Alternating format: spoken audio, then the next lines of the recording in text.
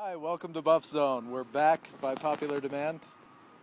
Popular, very popular. I'm Kyle Ringo. This is Brian Howell. The Buffs are going to Cal this week to have their first Pac-12 conference road trip. They're 2-2, and Brian, what are your expectations? Well, you got to be encouraged with the way the Buffs have been playing the last few weeks. So I expect them to have a better experience than in their recent Pac-12 road games. Cal's playing better as well than the 1-11 team they were a year ago. So I expect a good game. I expect both teams to be better than they were a year ago. Yeah, we both covered that 52-7 beatdown in 2010 in Memorial Stadium. I'm not expecting a game like that. I'm expecting more of a shootout, I think. Both of these offenses can really move the ball. Cal's offense is averaging almost 44 points a game, and the number 3 pass efficiency offense in the country. So it's going to be a huge test for the CU defense. But really, in my mind, what's going to decide the game is how successful the CU offense can be. Yeah, I agree, because I think the defense has been playing well. I think that'll be a big test. But, yeah, the offense has looked good at times, really sputtered in that second half against Hawaii. If they do that in this game, it is going to be closer to a 52-7 type thing, I think. Yeah, I definitely think that is a possibility if the offense can't move the ball. I'm not expecting that, though. I think that had more to do with the Hawaii defense.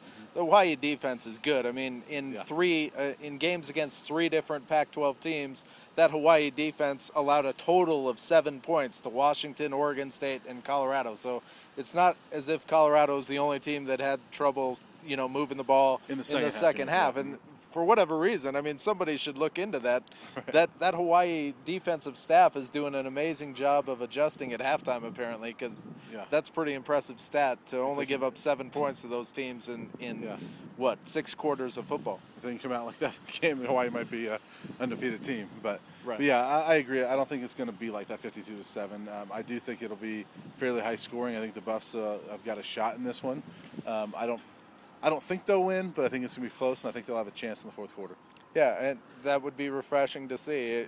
Both from a journalistic standpoint, guys who cover a team, you want to have some interesting stuff to write about, and I know fans out there would love to, be on the edge of their seat in the fourth quarter. So I think that's a possibility, and we'll see if the Buffs can make it happen. I think a key to making that happen for the Buffs is not turning the ball over and getting the run game going again.